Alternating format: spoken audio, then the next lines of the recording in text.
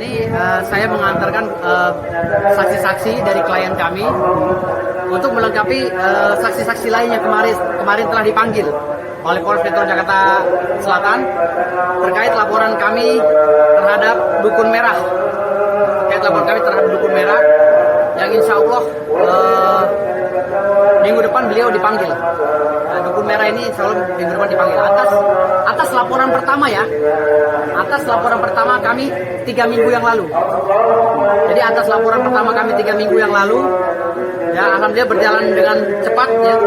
Ini perlu diapresiasi nih, Polda Metro Jaya dan Polres Jakarta Selatan perlu diapresiasi karena kinerja polisi sekarang makin mantap lah. Jadi 3 minggu langsung dipanggil saksi-saksi dengan cepat. Nah kemungkinan minggu depan giliran Marcel Radival. Dan menurut kabarnya laporan kami yang kedua atas Dr. Richard Lee akan dipanggil minggu depan juga para pelapornya dan para saksi-saksinya. Jadi berkejaran ini. Ini masih terkait tentang penghinaan atau? Ya, yang hari ini kita datangi terkait dengan penghinaan dukun cabul dan dukun penipu.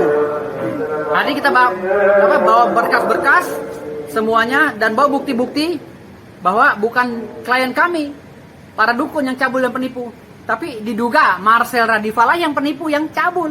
Makanya kami belikan alibi tadi di sini di dalam sana di dalam pemeriksaan kami berikan itu. Artinya di sini tinggal nunggu aja nanti pada saat gelar perkara apakah polisi meyakini bahwa ini bisa naik ke P21. Kalau memang meyakini, insya Allah akan ada yang akan jadi tersangka.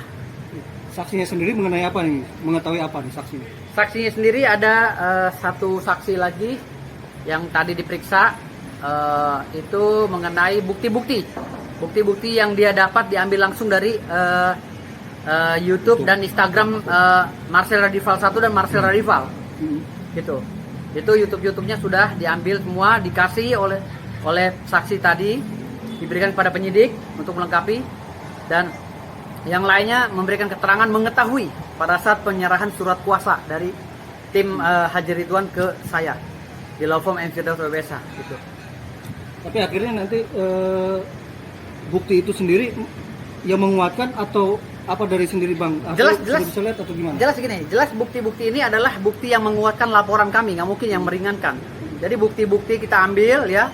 Dari pertama tom tempus delicti dan locus delictinya kita ambil dulu, lalu bukti-bukti tambahan lain si Marcel ini berkoar-koar di semua media dan melakukan ujaran kebencian atau penghinaan terhadap profesi dukun dengan berulang-ulang. Padahal dari pihak dukun itu sudah memberikan waktu untuk dia menyebutkan oknum, tapi karena dia orang hebat, dia orang kuat, akhirnya dia tidak mau menyebutkan oknum. Nah, makanya kekuatan Marcel ini kita uji. Saya udah berkali-kali nantang Marcel, saya yang melaporkan kamu Marcel, ya klien saya mendampingi klien saya. Coba kamu hapus pasal-pasal yang ada di laporan kami. Ada belasan laporan loh di seluruh Indonesia. Coba hapus. Ini baru satu laporan nih. Nah makanya untuk yang lainnya yang sudah kami laporkan jangan sok kuat. Jangan sok kuat. Ingat, ya jangan sok kuat karena saya nggak main-main. Ketika klien saya dijatuhkan harga dirinya, ingat saya nggak pernah main-main, ya jangan pernah merasa kuat. Oh saya kebal hukum, ya kan? Enggak kok buktinya nggak diperiksa, ini deliknya nggak masuk. Jangan. Kalau urusan sama yang lain Anda boleh, kalau urusan sama saya jangan, ya. Saya kejar sampai manapun. Bang sedikit mengingat artinya ke belakang sedikit artinya poin bahasa mana Bang yang artinya membuat artinya Marcel Radival itu harus berurusan dengan. Poinnya adalah dia menyebutkan pada saat itu dengan bersungguh-sungguh dan sengaja menyebut bahwa dukun itu adalah penipu dan cabul. Itu secara sengaja dia ucapkan itu tanpa menyebutkan oknum. Padahal beberapa kali kami mensomasi dia secara lisan, tolonglah sebut oknum, tapi dia nggak mau, susah. Nah sekarang udah kami gas, jangan nangis nanti besok minta materai 10.000, ya jangan nangis. Gitu loh, karena kami nggak mau nangis. Saya udah bilang dari kemarin, udah kamu kumpulkan teman-teman kamu, gabung, gitu loh. Karena ini laporan udah masuk, gabung. Jangan nyepelein laporan. Siapa bilang laporan nggak jalan? Laporan polisi itu jalan. Buktinya ini 3 minggu udah langsung. Saksi-saksi sudah dikumpulkan. Dan siap-siap minggu depan kamu akan dipanggil, gitu loh. Jangan bilang kuat kamu. Jangan sembarangan kamu bicara. Ini Indonesia ini, kamu belum tahu kita kan. Ya, Abang menduga ada kekuatan di belakang Marcel sendiri. Kira-kira siapa Bang? Artinya sehingga Marcel merasa menyepelekan dengan laporan Abang. Di belakangnya Marcel ada Bang Sunan Kalijaga tuh. Di belakang dia tuh ada siapa? Ada tuang beca apa siapa? Ada Bang siapa? Sunan kan yang dampingin Sunan Wali Songo. Kalijaga. Siapa? Iya, Sunan Kalijaga, Bang. Sunan Kalijaga nggak ada urusan kita. Kan saya udah bilang nggak ada urusan. Gitu. Tapi kita menghargai mereka sebagai lawyer. Kita menghargai, gitu loh.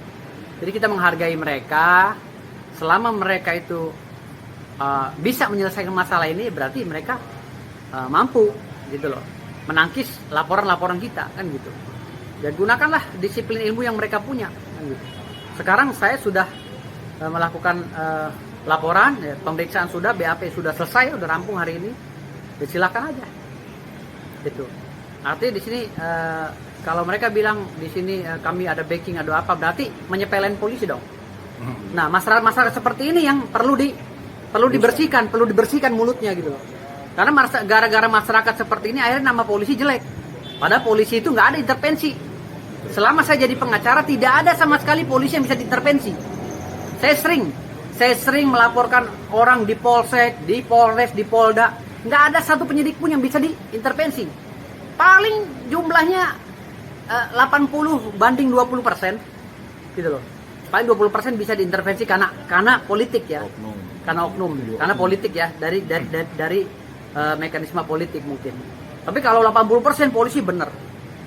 Jadi kalau ada bahasa-bahasa seperti si Marcel, misalnya, silakan. Misalnya apalagi ada bahasa-bahasa dari kalian di belakang Marcel ada siapa? Mau ada Jin Tomang juga polisi nggak ngaruh sekarang. Mau ada Jin Tomang di belakang nggak ngaruh. Karena semua polisi itu udah kerja profesional. Dan jangan mencemarkan nama polisi, gitu loh. Adapun oknum ya oknum, jangan mengeneralisir. Jadi selama saya menjadi lawyer, ya sejak tahun 2016 saya jadi lawyer, ya 9 tahun lalu saya juga jadi LBH ya, selama 9 tahun. Artinya di dunia hukum ini saya sudah 15 tahun, hampir ke 16 tahun. Itu saya nggak pernah nemukan, jarang sekali nemukan polisi yang dianggap oknum. Kalaupun ada juga itu pasti bermasalah dengan kedinasannya. Jadi jangan menjustifikasi seakan-akan di belakang ada siapa gitu. Jenderal siapa, nggak ngaruh sekarang. Polisi sudah profesional. Oke Pak. Gitu.